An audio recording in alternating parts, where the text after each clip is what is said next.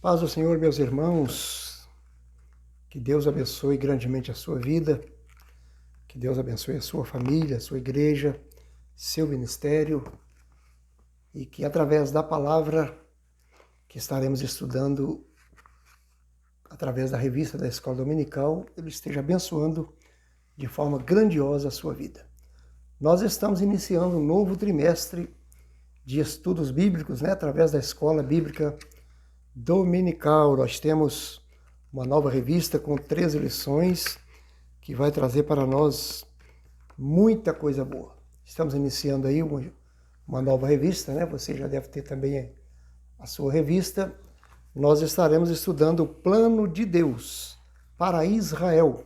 Esse é o tema da nossa revista. O plano de Deus para Israel em meio à infidelidade da nação. Mesmo a nação se mostrando infiel, desobediente, intransigente, Deus tinha um plano. Aliás, ele não tinha, ele tem o plano, E ele executa o seu plano. Então ele executou parte desse plano para com Israel e ainda há coisas para se cumprir. Mas nós vamos estudar um período muito interessante, o período dos reis de Israel.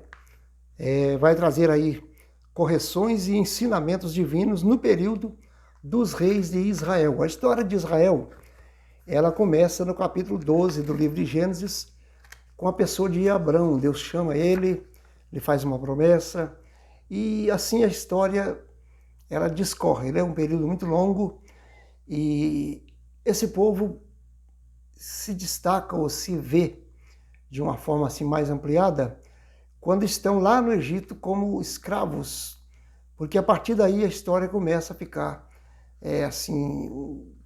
interessante, vamos dizer assim, com nomes mais conhecidos, como por exemplo, a partir de Abraão, nós temos Abraão, Isaac, depois vem o patriarca Jacó.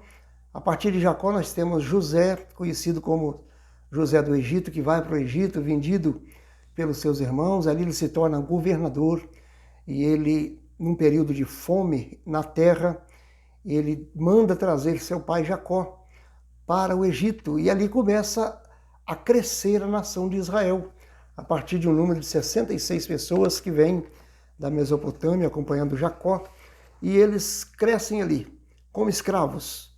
Passa-se-lhe mais de 300 anos, Deus levanta Moisés e tira esse povo do Egito, leva para a terra que havia prometido a Abraão há aproximadamente 400 anos atrás. E esse povo agora entra na terra prometida depois de 40 anos de caminhada, de jornada pelos desertos de Israel, e ele entra na terra prometida.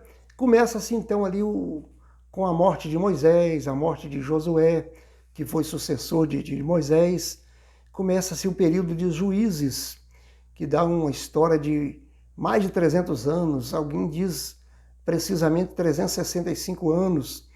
E a partir daí, os juízes, que você vê no livro de Juízes, todos eles ali com o seu período histórico, formando aí um período de 365 anos aproximadamente.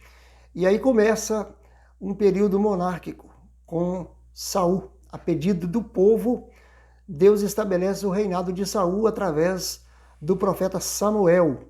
Então Saul governa por 40 anos, depois morre, entra Davi, mais 40 anos, e com a morte de Davi entra então Salomão. E a nossa revista ela vai abordar a história de Israel a partir de Salomão. Então nós teremos hoje a nossa primeira lição, estudando a ascensão de Salomão e a construção do templo. É bem verdade que numa aula de escola dominical, principalmente em vídeo, como a gente está fazendo, é impossível a gente detalhar muitas coisas, e a gente precisa ser bem resumido, bem sucinto, porque o tempo ele é curto, e a gente não pretende fazer vídeo muito longo, porque também se torna cansativo. E esse vídeo tem o objetivo de ajudar você a ter assim, um desejo de estar na escola bíblica dominical. Porque o importante para o crente não é assistir vídeos de escola dominical. O importante é você estar presente na aula de escola bíblica dominical da sua igreja. Então o vídeo vai te ajudar a tirar algumas dúvidas, esclarecer alguma coisa, abrir, digamos assim, o seu apetite pela palavra da Escola Bíblica Dominical. Então eu te aconselho desde já duas coisas. Primeiro, vá para a Escola Dominical junto ao seu professor, ao seu pastor, para você estar aprendendo de uma forma assim, mais ampla sobre o estudo dessas aulas tão importantes. Segunda coisa que eu vou te pedir, se você não é membro do canal, se inscreva nesse canal, compartilhe esse vídeo com alguém, deixe o seu joinha, ative o sininho das notificações, porque fazendo isso, quando a gente gravar um novo vídeo, o YouTube vai estar te avisando para você estar assistindo. É claro que você tem aí pessoas muito mais relevantes para estar ouvindo, mas o meu prazer é saber que você está nos ouvindo e nós estamos aprendendo junto. Você pode comentar, você pode fazer uma pergunta e nós vamos estar interagindo com você. Será um prazer poder estar te ajudando. Então vamos para a nossa primeira lição com o tema A Ascensão de Salomão e a Construção do Templo.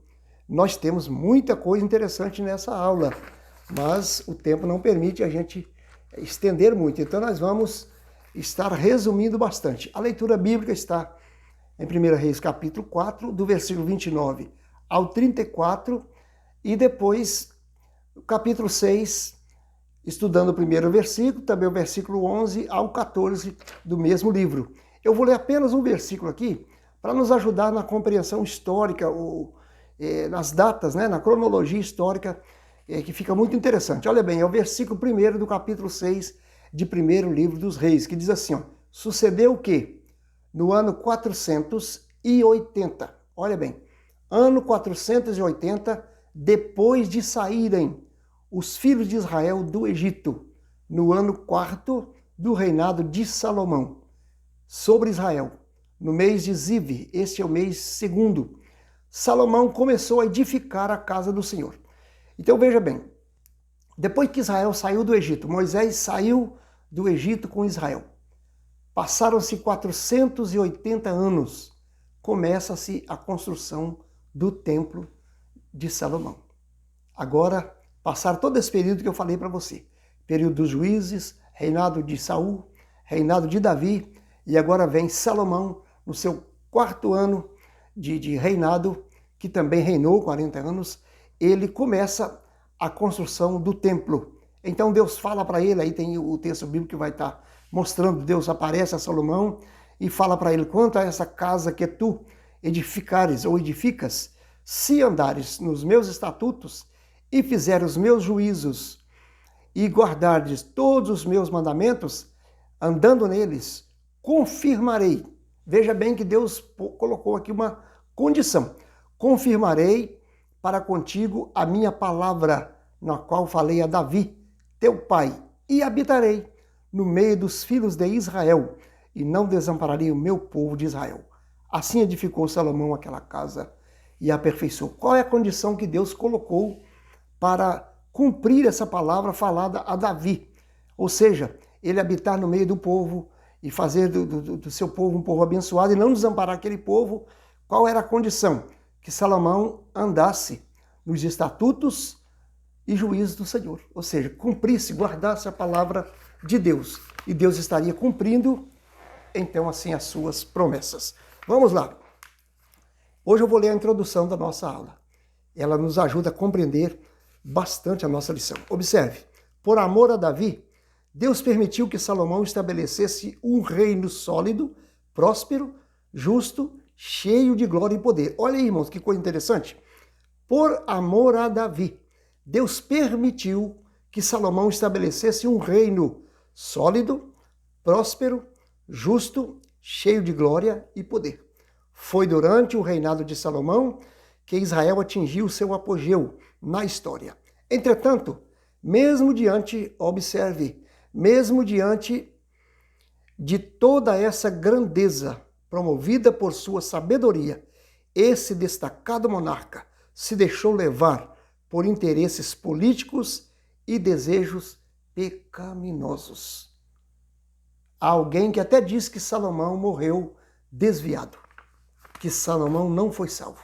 Mas isso não é um fato bíblico, isso não tem, aliás, um respaldo bíblico. Nós temos aí, se você fizer uma pesquisa, você vai encontrar uma grande maioria dos ensinadores, afirmando que, muito provavelmente, Salomão, mesmo deslizando, pecando, distanciando de Deus, foi corrigido por Deus, se arrependeu e se tornou uma pessoa temente a Deus no final da sua história.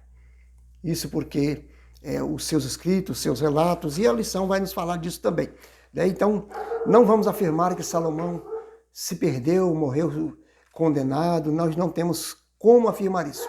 Nós vamos ver na história de Salomão que ele, como diz aí a nossa introdução, ele deixou-se levar por interesses políticos e desejos pecaminosos. Ele passou a irritar ao Senhor por causa da sua desobediência. Isso no final, observe que isso foi lá no final do seu reinado, certo, irmãos? Mas se nós formos observar o livro de Eclesiastes, o livro de Provérbios, nós vamos ver que Salomão ele teve o seu final de vida na presença de Deus. Sabedoria de Salomão, o primeiro tópico. Virtude de Salomão. Antes mesmo de receber a sabedoria como um dom divino, Salomão já representava, ou melhor, já apresentava alguns traços dessa virtude.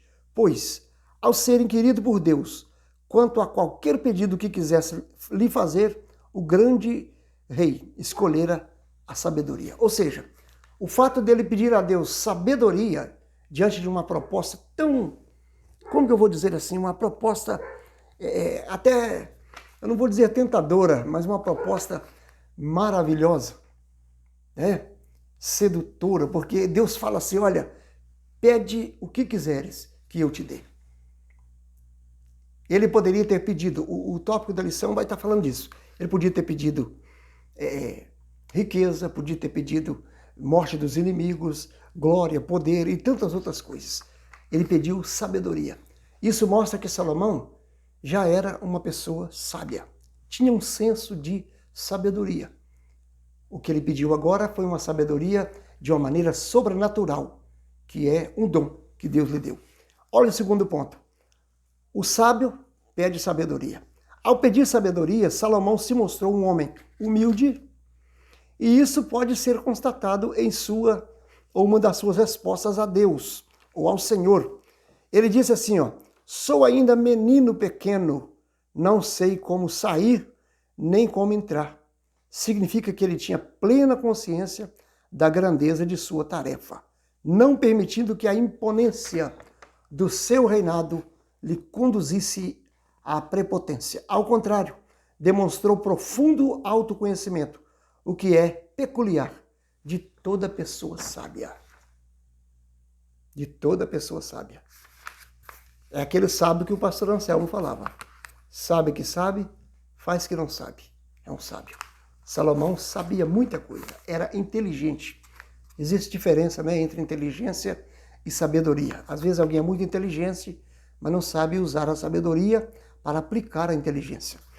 Então veja bem, Salomão, ele tinha humildade a ponto de dizer para Deus assim, eu sou ainda uma criança, sou ainda pequeno e eu não tenho como entrar nem sair diante desse povo, esse seu povo, ou seu tão grande povo.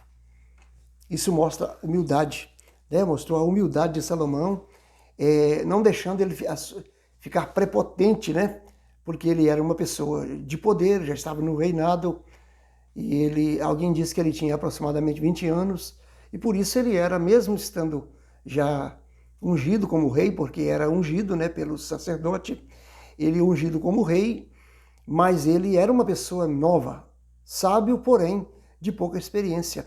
E ele fala para Deus, eu preciso de sabedoria para entrar e sair diante desse seu tão grande povo. Temos aí um conselho. Se queremos ser bem-sucedidos na obra de Deus, precisamos ser humildes e buscar a sabedoria de Deus, que segundo Tiago disse, é uma sabedoria que vem de Deus. Observe bem aí, é uma sabedoria pura. Olha, o ponto 3, o que diz? Sabedoria na prática de vida. Tiago escreveu em sua epístola que existe uma falsa sabedoria que se evidencia pela inveja e sentimento faccioso. Essa sabedoria, irmãos, é vista como astúcia, que é pessoas astuto, pessoa esperto, mas essa sabedoria, ela é chamada na Bíblia de Tiago falou que ela é animal e diabólica. É fruto do ciúme, divisionismo, perturbação e obras perversas. No entanto, o apóstolo asseverou que, se alguém não tem sabedoria, peça a Deus, que a todos dá liberalmente. Deus vai conceder se você pedir. As características da sabedoria que vem de Deus, olha bem, as características que vem de Deus, a virtude dessa sabedoria. Observe, primeiro das virtudes, pureza, pacificação, prudência, benevolência, misericórdia, os bons frutos, a imparcialidade e a sinceridade. Está em Tiago capítulo 3, versículo 17. Olha, eu vou repetir, olha quanta coisa boa que tem na sabedoria que vem de Deus. Significa que se buscarmos sabedoria de Deus, nós teremos essas características na nossa vida. Embora, irmãos, somos cheios de falhas. Somos muito falhos, faltosos, mas isso precisa estar em evidência na vida do cristão que se diz sábio e que busca a sabedoria de Deus. Se você buscar, você vai ter essas características da virtude da sabedoria que vem de Deus, a sabedoria que vem do alto. Pureza, que diz que ela é primeiramente pura, depois pacífica e moderada, não é isso? Pacificação. O que é pacificação, irmãos? Uma pessoa não sabe o que é pacificador. É aquela pessoa que quando vê uma contenda, quando vê uma discussão, né? Um debate, ânimos alterados, ao invés dele, numa linguagem bem mineira, ao invés dele atiçar, ao invés dele jogar mais lenha no fogo, ele pacifica. Ele diz, gente, vamos parar com isso, deixa isso para lá, esquece isso, perdoa isso, e muda de ideia, deixa isso para depois. Ele é um pacificador.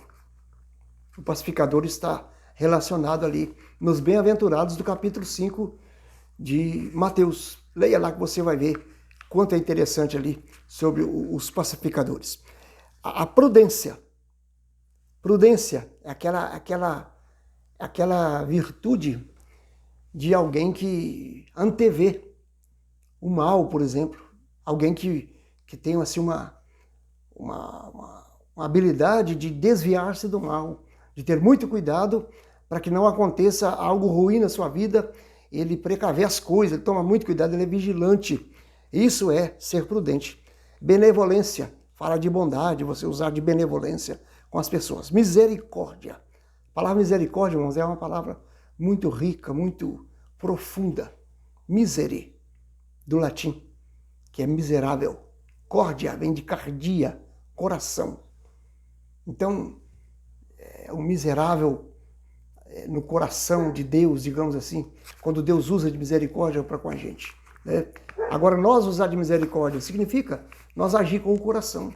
A pessoa que tem sabedoria, ele vai agir não simplesmente com seu conhecimento, ele vai procurar colocar um sentimento de amor. O seu coração vai agir em favor do próximo, em favor de alguém que ele precisa estar ajudando. Em tudo que ele vai fazer em relação à obra de Deus, nós falamos isso na lição passada. Em relação a trabalhar na obra, fazer algo na obra de Deus, vamos fazer com amor. Certo? A misericórdia é isso, você aplicar o sentimento do coração. Então nós aprendemos aí que a sabedoria ela precisa ser buscada do alto. É um dom. Sabedoria que vem de Deus é uma dádiva, então nós precisamos buscar. Salomão é considerado, se você ler o texto, todo o texto da leitura em classe, ou leitura bíblica em classe, você vai ver que ele era o homem mais sábio do Oriente, mais sábio do Egito. Não tinha homem como Salomão. A sua sabedoria, ela ultrapassou a barreira de conhecimento da época. Não tem pessoas comparadas a Salomão. Foi o mais sábio. Escreveu cerca de 3.000 cânticos, mais de 1.000 provérbios. Nós temos aí vários provérbios aí no capítulo, nos capítulos do livro de Provérbios, né? São 31 capítulos, com muitos versículos ali, muitos textos. Salomão falou de todos os animais, de todas as plantas, de tudo que você imaginar, Salomão falou. Um homem que tinha uma sabedoria sobrenatural. Vamos lá, segundo tópico da lição.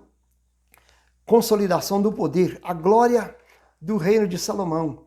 O reinado de Salomão não apenas se tornou amplo em termos territoriais, mas foi firmado e estabelecido em paz e justiça. O povo de Judá e Israel tinha tanta fartura e vivia em tão boas condições que podiam até festejar e se alegrar.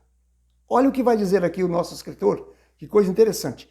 Todos os governos, quando administrados sob essas premissas, se tornam duradouros, trazendo ao povo paz e segurança.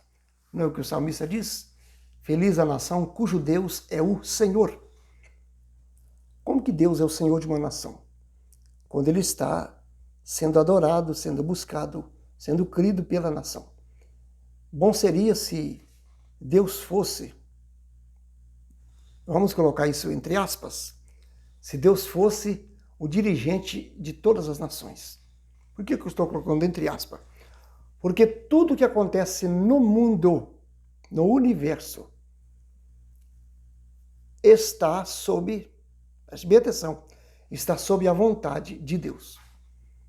Existe uma linha de teólogos que não concordam com isso. Vontade permissiva e diretiva de Deus. Qual é a diferença? Vontade diretiva, quando as coisas acontecem dentro do propósito determinado, designados por Deus. Deus diz que vai acontecer e aquilo acontece. Isso se chama vontade diretiva de Deus. Quando se fala da vontade permissiva de Deus, é aquilo que Deus não projeta, aquilo que Deus não quer que aconteça, mas o ser humano, a humanidade, o rei, o homem, o pastor, o político, alguém faz. Está errado, mas ele faz. Às vezes instigado pela sua consciência, instigado pelo seu coração, instigado pelo maligno chamado-se adversário de Deus. Deus não queria que isso acontecesse, mas Deus permite. Isso se chama vontade permissiva. Porque se Deus não permitir, não acontece. Tome como exemplo a história de Jó. Leia o livro de Jó. Os primeiros capítulos ali você percebe. Para Satanás agir, Deus tinha que permitir. Então isso acontece em tudo. Então, quando dizemos assim, feliz a nação cujo Deus é o Senhor. E eu disse, bom seria se Deus fosse o Senhor de toda a nação. Sabe por que isso, irmãos? Porque Israel, na época que Davi fala isso, Israel tinha um monarca, um rei, no caso Davi. Depois Salomão e tantos outros. E esses homens, eles eram colocados no poder, eles eram ungidos. Saul foi ungido por quem? Por Samuel. Davi foi ungido por quem? Por Samuel. Certo? Era ungido. Salomão foi ungido. Todos os reis eram ungidos. Por quê? Eles eram escolhidos por Deus. Saul foi escolhido por Deus. Foi dado por Deus a pedido dos homens de Israel. Eles copiaram das outras nações e disseram, nós queremos um rei. Deus deu, mas mandou Samuel ungir. Saul desvia-se no final do seu reinado, aproximadamente 40 anos, e Deus escolhe Davi, manda Samuel ir lá e ungir Davi. Certo? Isso porque Deus estava na direção da nação. Antes do reinado eram os juízes, Deus levantava juízes, e mais um, e mais outro, e mais outro. Antes dos juízes, estava quem? Estava Moisés na liderança. Antes de Moisés, estava quem? Estavam os patriarcas, Jacó, Isaac, Abraão. É a história de Israel. Deus era que dirigia, Deus que falava. Começou com Abraão, a história de Israel. Começa com Abraão. Sai da sua terra, vai para cá, faz isso. Me dá o seu filho. Não precisa, eu já te conheço. Faz isso, faz aquilo, vai para o Egito, volta. Deus sempre direcionando. O plano de Deus era reino teocrático. Teos, Deus, crático ou cracia, governo. Governo estabelecido, dirigido por Deus. O próprio Deus dirigindo através dos profetas, através do sacerdote. Era isso que Deus queria para o povo. Só que o povo quis um monarca. Deus estabelece a monarquia, mas a monarquia dirigida por Deus. Os reis eram dirigidos, no caso Davi, Salomão, dirigidos por Deus. Mas a partir de Salomão começa a mudar as coisas, porque ele desviou-se da presença de Deus. E aí, daí para frente, a partir de Salomão, o reino se divide em dois e começa a história. Nós vamos ter várias lições que vai apresentar essas pessoas que saíram da presença de Deus, que erraram, que falharam. Vamos até o cativeiro babilônico, até o cativeiro de Judá. É um período de aproximadamente 500 anos que essa revista vai estudar. Mais ou menos isso. Então tem muita coisa para a gente aprender, tem muita coisa para a gente ver. Mas quando diz feliz a nação cujo Deus é o Senhor, é por aí. É Deus dirigindo a nação. E hoje isso não é mais uma realidade. Porque nós temos a nação sendo dirigida por pessoas que nem sempre acreditam em Deus, nem sempre pensam em Deus.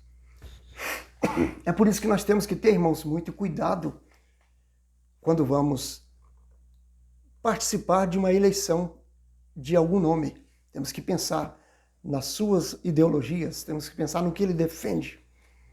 Se ele defende, digamos, princípios divinos ou não. Porque isso vai interferir na nossa vida. Mas o assunto não é esse, né? Então, vamos lá. Estamos falando do reino de Salomão. O governo, quando administrado sobre essas premissas, ou seja, na direção de Deus. Imagine se todo rei, se todo presidente, se todo governador, se todo prefeito fosse temente a Deus. Não estou citando aqui segmento religioso, não. Fosse temente a Deus e trabalhasse naquele pensamento dos reis, dos primeiros reis de Israel, dos juízes, que consultavam a Deus, que buscavam a Deus para estabelecer regras, normas. Nos dias dos reis de Israel, dos tementes a Deus, os reis de Judá têm uma linhagem temente a Deus, eles consultavam a Deus através de um profeta se deveriam ir para a guerra ou não.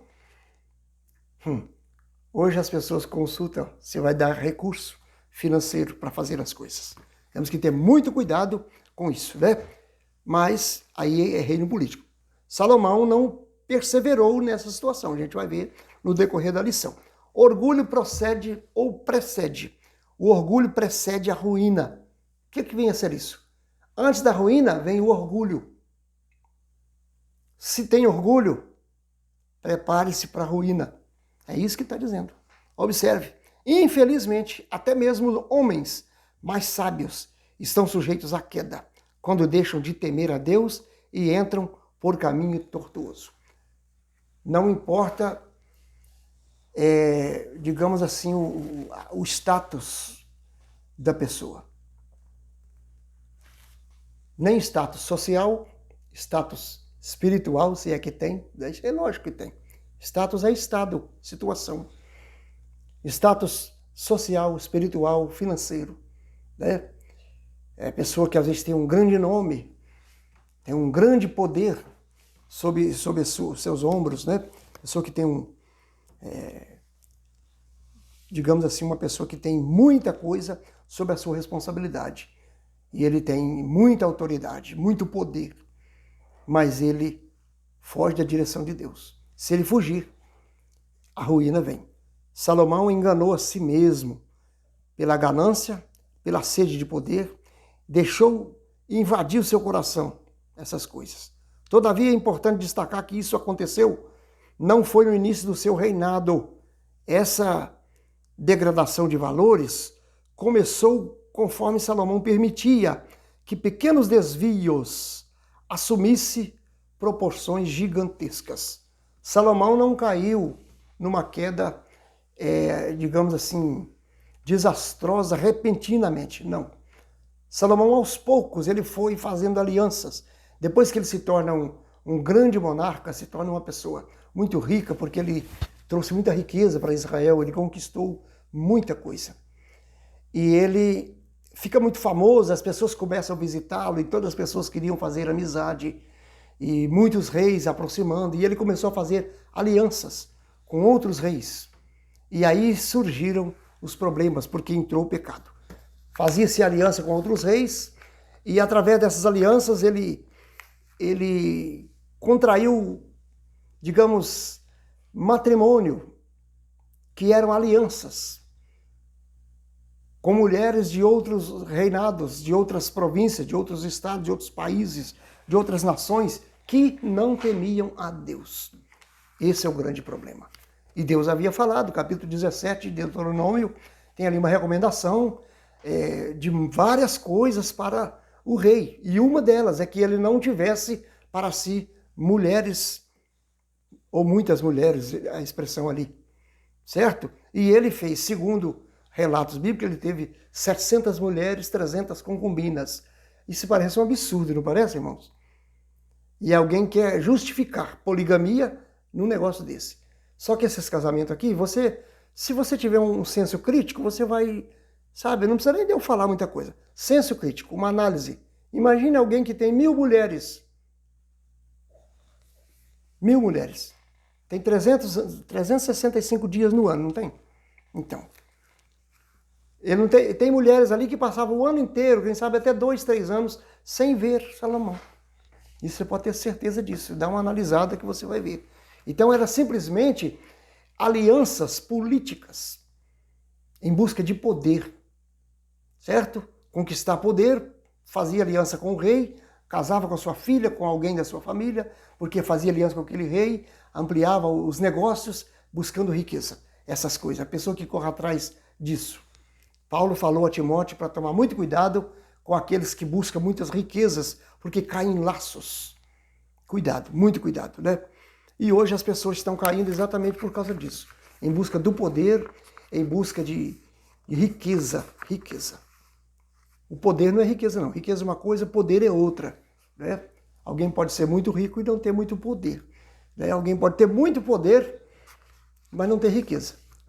O poder, às vezes, é um poder apenas numa questão administrativa, autoridade. Autoridade é um poder delegado de uma autoridade maior. E a pessoa que está nessa condição. Então, veja bem, Salomão não caiu de uma vez. Ele foi caindo aos poucos. Vamos observar isso, irmãos?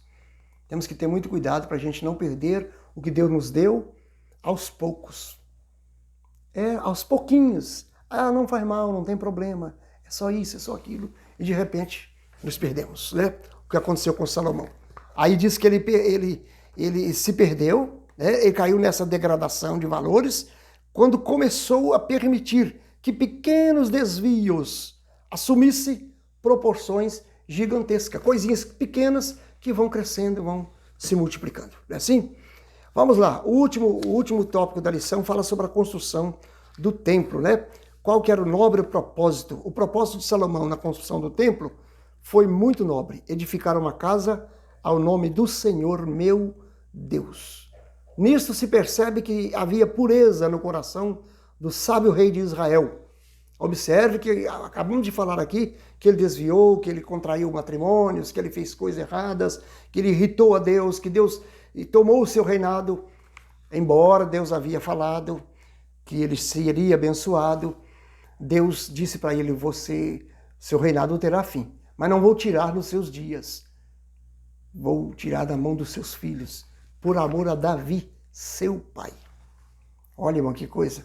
Por amor de Davi, que já havia morrido há mais de 40 anos, ou aproximadamente 40 anos, Deus fala assim, eu não vou tomar o reino da sua mão, vou tomar da mão do seu filho. É lá que vai acontecer, porque eu estou considerando o amor do meu servo Davi, teu pai. E por isso não vou tomar nos seus dias. Observe bem isso, certo? Salomão, ele resolve edificar um templo. Tinha aquele desejo de edificar uma casa ao Senhor. Então eu estou falando isso porque nós lemos agora mesmo que no 4º ano do seu mandato ele começou a edificar o templo. Diz que com 7 anos e poucos meses ele edificou o templo. E o seu declínio espiritual acontece no final do seu reinado, portanto, mais de 30 anos depois. Não podemos misturar as coisas, né? Então, estamos falando aqui de um princípio no início do seu reinado. Ele era um homem humilde, sábio, humilde, e um homem que tinha um princípio de pureza no coração, porque ele queria Deus, ele queria as coisas de Deus. E ele resolve edificar um lugar para adorar a Deus. Tem a história do tabernáculo nos dias de Moisés, dias de Davi, segundo os relatos, nos dias de Salomão, de Davi, de Saul, lá no final, não se tinha templo, não se tinha um tabernáculo, então se adorava a Deus em casa, em vários lugares, em qualquer lugar, os homens resolviam adorar a Deus e adoravam. A partir daí, Salomão edifica o templo e faz uma casa e ele busca a arca na casa de Obed-Edom, é uma longa história. E ele vem e fala, a gente vai fazer uma casa para o nosso Deus. Só que Deus não precisa de uma casa, Deus precisa de um coração. Deus precisa do nosso coração para habitar. Hoje a história é diferente, né? Mas ele edificou esse templo, que é uma das maiores maravilhas do mundo antigo. Ninguém nunca edificou uma coisa tão linda conforme Salomão, que não existia naquela época. E ele fez. Procure aí, faça essa pesquisa. Tem tanta coisa interessante sobre isso, irmão. Nós temos hoje muitas fontes que podemos pesquisar e aprender tanta coisa boa. Segundo ponto do terceiro tópico, o templo do Espírito Santo. Essa visão de Deus centrada no templo é uma forte característica do Antigo Testamento, mas com a redenção do homem efetuada por Cristo na cruz do Calvário, a morada de Deus passa a ser o próprio homem regenerado. Tá vendo, irmãos? Salomão quis criar, ou construir, melhor dizendo, uma casa para Deus, um templo para Deus. Mas o templo, ele, na verdade, ele serve para o homem adorar a Deus. Porque Deus não habita, disse Paulo no capítulo 17 de Atos, que Deus não habita em templo feito por mão de homens. Não, quando a gente vai para a igreja, nós falamos igreja, na verdade igreja somos nós, mas chamamos templo de igreja e a gente já aprendeu a gente mistura essas palavras e no final dá tudo certo, não é assim? Mineiro é assim mesmo. A gente vai para o nosso templo, chegamos lá, começamos a orar, já sentimos Deus. Por quê? Porque Ele já está com a gente. O Espírito Santo já habita em nós. Não foi isso que Paulo fala em 1 Coríntios capítulo 6? Não sabeis vós que sois o templo do Espírito Santo que habita em vós e não sois de vós mesmo? Nós somos o templo do Espírito Santo. Então a morada de Deus não é um templo, não é uma igreja. Quando você sai da igreja, sai do templo, o pastor sai do templo, o porteiro fecha o templo, acha que Deus fica ali? Lógico, a Bíblia diz que a sua presença enche o céu e a terra. Ele está presente em todo lugar, dominando, cuidando, conhecendo, ele se faz presente em todo lugar. Mas Deus não fica ali assentado numa cadeira dizendo, eu vou ficar aqui dentro porque aqui é minha casa. Olha quantas casas de Deus nós temos nas cidades, nos estados, nos países, no mundo todo. Deus está no templo porque nós estamos no templo. Mas se você faz um culto debaixo de uma árvore, você sente Deus ali. Oh, irmãos, que coisa boa! Você levanta de madrugada com esse friozinho que está esses dias, porque tá bom, né? Caindo geada na nossa região, a coisa não tá fácil. Aqui, ó. Né? A gente ajoelha de madrugada para orar e começa a chorar. Sentimos a presença de Deus. Sozinho no pé da cama, às vezes com a esposa. Você dentro de um carro, você andando, você começa a falar com Deus, sente a presença de Deus. Isso porque nós somos o templo do Espírito Santo. Hoje nós temos esse privilégio. Terceiro ponto para nós terminar. A glória do Senhor. A glória do Senhor se manifestou no templo depois de pronto, em duas ocasiões. A primeira foi quando os sacerdotes levaram a arca para o lugar santíssimo.